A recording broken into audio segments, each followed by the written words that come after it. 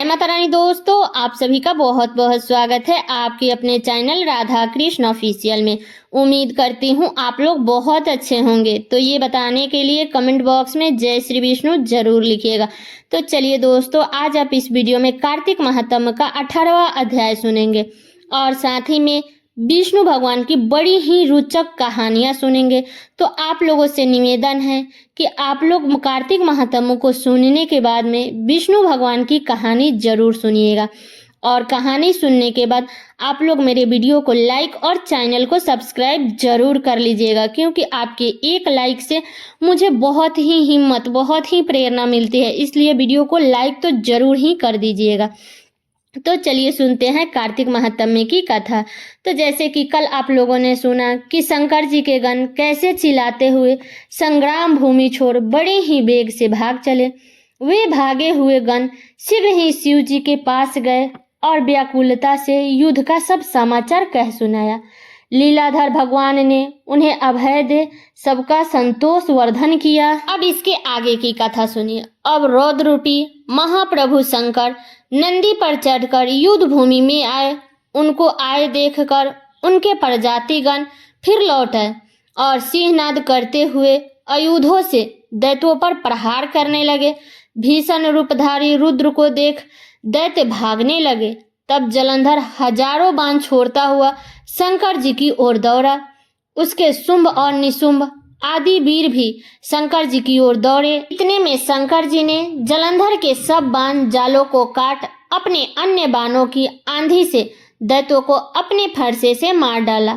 खंडगोरमा नामक दैत्यों को अपने फारसे से मार डाला और बलहाक का भी सिर काट दिया।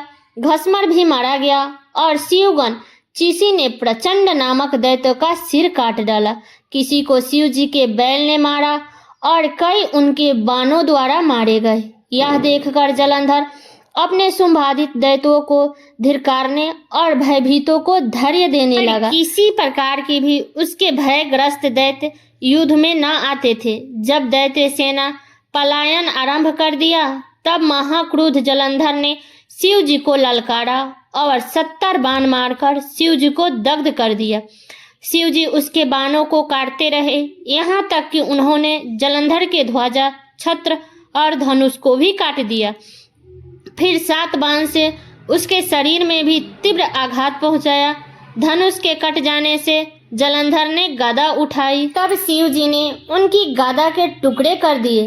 तब उसने समझा कि शंकर जी मुझसे अधिक बलवान है और उसने गंधर्व माया उत्पन्न कर दिया। अनेक गंधर्व अप्सराएं के गण पैदा हो गए। बीना और मृदंग आदि बाजों के साथ नृत्य एवं गान होने लगा। इससे अपने गणों सहित रुद्र भी मोहित हो एकाग्र हो गए। उन्होंने युद्ध बंद कर दिया। फिर तो काम मोहित जलंधर बड़ी शीघ्रता से शंकर जी का रूप धारण कर भृशम पर बैठकर पार्वती जी के पास पहुंचा।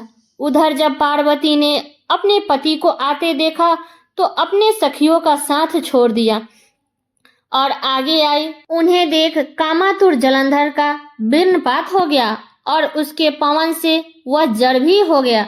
गौरी ने उसे दानव समझा। वह अंतर्धन हो उत्तर की मनसा पर चली गई। तब पार्वती ने विष्णु जी को बुलाकर दैत्य धन का वह सारा कृत्य कहा और यह प्रश्न किया कि क्या आप इससे अवगत हैं?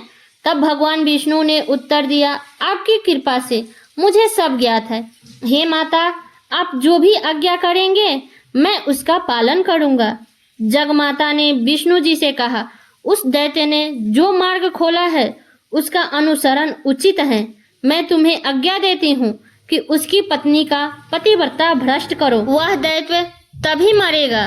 पार्वती जी की आज्ञा पाते ही विष्णु जी उसको शिरोधार्य कर छल करने के लिए जलंधर के नगर की ओर गए। तो ये है कार्तिक महात्म्य का 18वां अध्याय।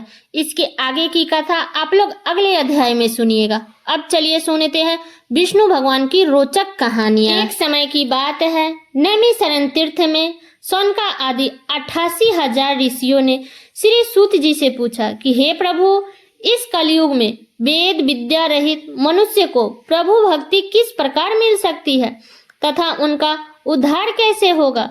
तब मुनि श्रेष्ठ ने, कोई ऐसा तप बताइए जिससे थोड़ी समय में ही पुण्य मिले और मनवांछित फल भी मिल जाए। इस प्रकार की कथा सुनने की हम इच्छा रखते हैं। तब सर्वश्रेष्ठ शास्त्रों के ज्ञाता सूत जी बोले, हे विष्णु, आप सभी ने प्राणियों के हित की बात पूछी है, इसलिए मैं एक ऐसा श्रेष्ठ व्रत को आप लोगों को बताऊंगा जिसे नारद जी ने लक्ष्मी नारायण जी से पूछा था और लक्ष्मीपति ने मुनि श्रेष्ठ नारद जी से कहा था। आप सब इसे ध्यान से सुनिए। एक समय की बात है, योगी राज नारद जी दूसरे के हित की इच्छा के लिए अनेकों लोकों में घूमते हुए मृत्युक लोक में आ पहुंचे। यहाँ उन्होंने अनेकों योनियों में जन्मे प्रायः सभी मनुष्य को अपने कर्मों द्वारा अनेकों दुखों से पीड़ित देखा। उनका दुख देख करके नारद जी सोचने लगे कि कैसा यत्न किया जाए जिसके करने से निश्चित रूप से मानव के दुखों का अंत हो जाए। इस प्रकार के मनन करते हुए वो विष्णु लोक में गए। वहां वो देवों के इस भगवान नारायण की स्तुति करने लगे, जिनके हाथों में शंख, चक्र, गदा और पग थे, गले में वरमाला पहने हुए थे।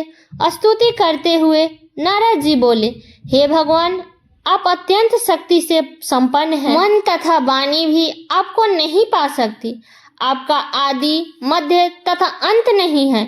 निर्गुण स्वरूप सृष्टि के कारण भक्तों के दुखों को दूर करने वाला आपको मेरा नमस्कार है। नारद जी की स्तुति सुन विष्णु भगवान बोले, हे मुनि श्रेष्ठ, आपके मन में क्या बात है? आप किस काम के लिए यहाँ पधारे हैं? उसे निसंकोच होके कहिए।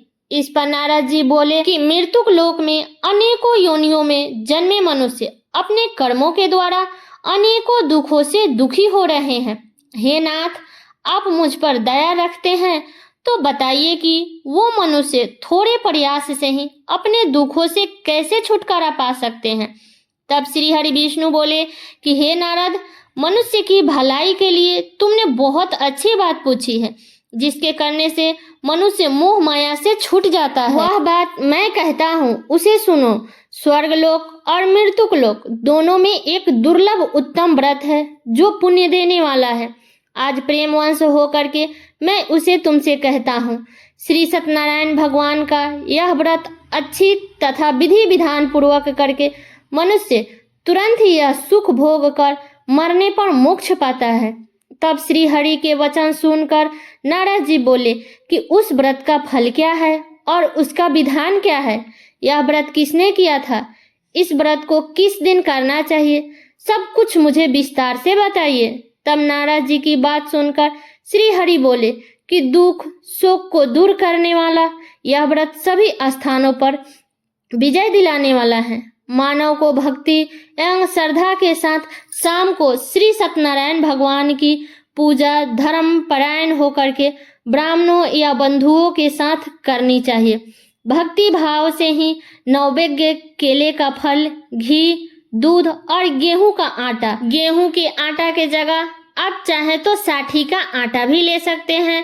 शक्कर, गुड़ को लेकर सभी को प्रसाद बनाकर भगवान का भोग लगा सकते हैं तथा ब्राह्मणों सहित बंधुओं को भी भोजन कराएं। उसके बाद स्वयं भोजन करें तथा भजन कीर्तन के साथ भगवान की भक्ति में लीन हो जाए। इस तरह से सत्यनारायण भगवान का यह व्रत करने पर मनुष्य की सारी इच्छाएं निश्चित रूप से पूर्ण हो जाती है और इस कलयुग में मोक्ष का यही एक सरल उपाय है। तो सब लोग बोलिए कि श्री हरि विष्णु भगवान की जय। तो ये है विष्णु भगवान की कहानियाँ। तो ये कहानी आप लोगों को कैसा लगा आप लोग कमेंट बॉक्स में जरूर बताइएगा। चैनल पे नए आए हैं तो सब्सक्राइब कर लीजिएगा, बेल आइकन को प्रेस कर दीजिएगा, जिससे मेरे वीडियो का नए नोटिफिकेशन आप सभी के पास में सबसे पहले पहुंचे। और वीडियो को लाइक कर दीजिएगा, क्योंकि आपके एक लाइक से मुझे बहुत ही मोटिवेट मिलता है। तो वीडियो को लाइक कर दीजिए और वीडियो को शेयर कर दीजिए ताकि हर किसी के पास में ये कथा पहुंच सके। तो चलिए दोस्तों, मिलती हूँ अगले वीडियो में किसी नए वीडियो के साथ में। तब तक के लिए नमस्कार।